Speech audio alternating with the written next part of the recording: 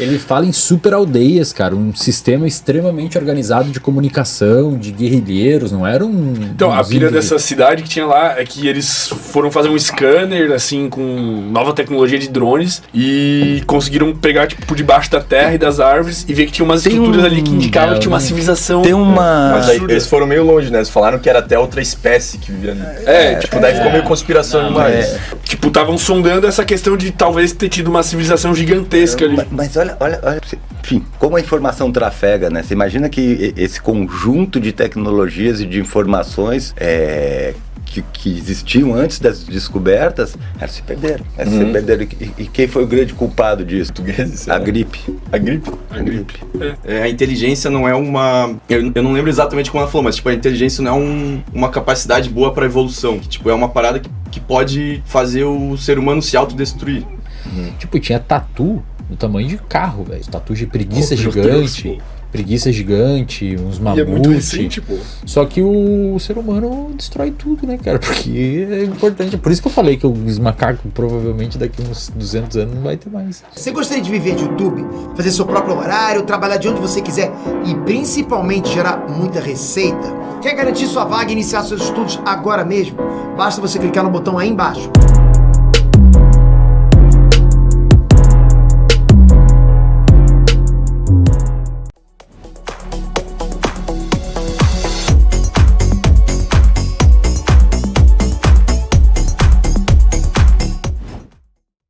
Estudos legais que foram feitos na Amazônia, cara, a Amazônia, ela é provavelmente dentro da Amazônia tem uma série de respostas para as nossas histórias evolutivas, principalmente para a chegada do homem. A Amazônia é um grande laboratório. E ao mesmo tempo ela é uma máquina destruidora de evidência. Úmida, quente, ácida. E a cidade que dizem que tinha lá, não sei o que. Eu não acompanhei isso, cara. Dizem que tinha uma civilização absurda, maior da humanidade, né? Tem um livro, cara, chamado 1499. O Brasil antes de Cabral.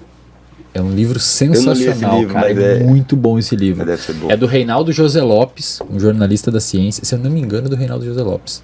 É 1499. Cara, ele descreve o que existia no Brasil antes do descobrimento do Brasil, né? Tem até o Thiago Ventura, acho que é o Thiago Ventura que tem um stand-up. Mas como que descobriu isso? Já tinha gente aqui, pô. Ele fala em super aldeias, cara. Um sistema extremamente organizado de comunicação, de guerrilheiros, não era um... Então, a pilha dessa cidade que tinha lá é que eles foram fazer um scanner, assim, com nova tecnologia de drones e conseguiram pegar, tipo, por debaixo da terra e das árvores e ver que tinha umas estruturas ali que indicavam que tinha uma civilização. Mas aí, eles foram meio longe, né? Eles falaram que era até outra espécie que vivia ali. Tipo, daí ficou meio conspiração demais. Mas tem uma tecnologia agora, tem até uns... Eu não vou lembrar o nome, porque eu tô horrível pra essas coisas, mas tem uma série da NetGeo que explora isso, que os caras vão com esses drones que vêm... Na verdade, o drone, ele manda um sinal de som, de rádio, o sinal bate, entra na terra até bater em alguma pedra e depois ele volta, ele calcula o tempo que demorou e constrói um mapa topográfico. Tipo um laser scanner, né? Então, mas aí eles, tipo, estavam sondando essa questão de talvez ter tido uma civilização gigantesca ali. Mas olha só que enfim, como a informação trafega, né? Você imagina que esse conjunto de tecnologias e de informações que existiam antes das descobertas, elas se perderam. E quem foi o grande culpado disso? Os portugueses? A gripe. A gripe? A gripe. Dizem até que a extinção dessa... a gripe, doenças infecciosas. Teve acho que foi os astecas, mais, sei lá, que vieram os espanhóis e mataram o povo por causa da gripe também, né? Umas 200 pessoas dizimaram as 3.000. Mas tem uns estudos lá na Amazônia mostrando que as populações normalmente vivem próximo a rios, né, por conta da pesca, etc. São os ribeirinhos. Exato. O que eles estudaram? Eles estudaram as espécies, plantas e frutas, etc., tipo do rio, a quilometragem para dentro da selva. E eles perceberam que quanto mais longe do rio, menos espécies tem que poderiam ter sido selecionadas pelo homem. Então, se você for pegar, por exemplo, tomate, banana, o selvagem, não é o que a gente vê no mercado. O tomate é pequenininho, a banana tem até sementes, as bananas selvagens. O homem foi lá, selecionou as melhores artificialmente, foi colocando, plantando, etc. E foi mudando. E quanto mais próximo do rio, mais alterado foi o ambiente pelas populações que viviam ali. E aí é uma coisa interessante, porque essas populações que estão inseridas na Amazônia, elas coevoluíram com esse ambiente. Então, a prática delas e como que elas se estabeleceram está totalmente integrado com a floresta, né? E quando a gente destrói toda essa cadeia ecológica, a gente perde uma série de informações que são muito importantes, né? Tem vários trabalhos na Amazônia que estão relacionados a mapear essas atividades e as zonas econômicas produtivas desses povos, né? A mãe da Isis faz um trabalho bem bacana com isso lá na Amazônia, que eles mapeiam as populações ribeirinhas e como que elas utilizam o ambiente, quais são os estratos econômicos que tem ali, como que eles utilizam esses estratos econômicos, né? Por quê? Porque exatamente essa coevolução entre as populações nativas e o ambiente que a gente está interessado, né? E a gente perde isso com o avanço do desenvolvimento, né? Aí bota garimpo, soja... Cara, se o ser humano não tivesse, assim, da outra vez eu gostei muito das conclusões que a gente acabou chegando, assim, de que a sociedade evoluiu tanto... E a gente chegou em alguma conclusão? Algumas, não tantas. Eu agora fiquei com medo. Mas, tipo assim, de que todo esse desenvolvimento tecnológico do ser humano se deve a meio que ter terceirizado o córtex pré-frontal na linguagem. Tipo, a gente tem o ser humano que nasce hoje, ele tem da onde colher já informações que são armazenadas, que talvez outras espécies não tiveram essa capacidade. A cultura, né? A cultura. Se a gente não tivesse desenvolvido isso, talvez a gente vivesse melhor.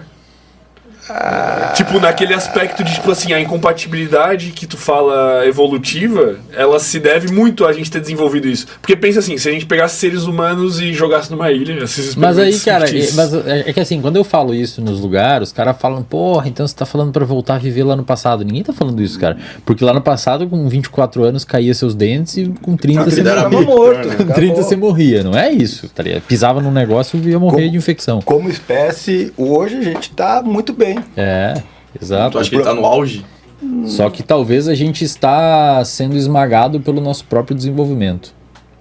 Nosso próprio crescimento está esmagando a gente. Talvez. Cara, eu vi uma série da Netflix, Death Robots, alguma coisa assim. E tem um episódio que, tipo, resumindo, tinha um humano conversando com uma espécie muito louca lá no espaço. E eles estavam meio que numa meio que briga de ego, assim, pô, a minha espécie é foda. Briga de ego é ótimo, né? Briga de ego por causa da espécie, mas depois que nem os caras lá ficaram putos com as baratas. Tipo isso. E daí ele fala assim, cara, vocês nunca vão nos destruir, a gente é uma raça inteligente. É o quê? É verdade. Quer dizer, às vezes não. E daí a outra raça era tipo ela meio que desenvolvia várias criaturas porque ela precisava. Tipo, ela precisava de várias... criaturas guerreiras, ou precisava de criaturas que produzem. E daí, pra falar com o humano, ela criou uma espécie que era inteligente. Ah, não, sério? E daí eles estavam meio que brigando assim, pô, o ser humano é muito inteligente. Daí a criatura falou assim, a inteligência não é uma... Eu não lembro exatamente como ela falou, mas tipo, a inteligência não é uma capacidade boa pra evolução. É mesmo, é? Que tipo, é uma parada que pode... fazer o ser humano se autodestruir. Pode. Aí se tu for parar pra pensar, tipo, bombas atômicas. Por exemplo. Sabe? Ou, toda a merda que tá acontecendo no mundo. E eu acho que isso, de certa forma, até dá pra gente pensar em termos de qualquer espécie. Até qualquer espécie que consiga um sucesso do jeito que a gente conseguiu de colonizar o mundo, vai transformar profundamente o ambiente. Eu não sei quantas espécies... extinguiram desde que o ser humano surgiu. Mas é provável que depois do meteoro nós sejamos um dos grandes... Teve as grandes extinções causadas pelos humanos, né? E talvez a gente seja o grande meteoro. A gente, cara...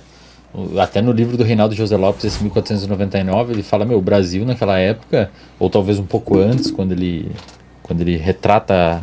Ele faz mais ou menos um desenvolvimento histórico ali. Tipo, tinha tatu no tamanho de carro, velho. Os tatus de preguiça gigante. preguiça gigante, uns E é muito mamute. recente, pô. Só que o ser humano destrói tudo, né, cara? Porque é importante. Por isso que eu falei que os macacos provavelmente daqui uns 200 anos não vai ter mais. Se os gorilas tivessem chegado no grau de desenvolvimento que a gente chegou, provavelmente era um monte de gorila já tá no planeta dos macacos agora. Esse é um podcast aqui, vários gorilão. Gostou desse corte? Se gostou, dê o seu like. Se você ainda não é inscrito no canal, inscreva-se. Aproveite para compartilhar esse e outros vídeos do canal, pois assim nos ajuda a trazer mais e mais vídeos. Contamos com você!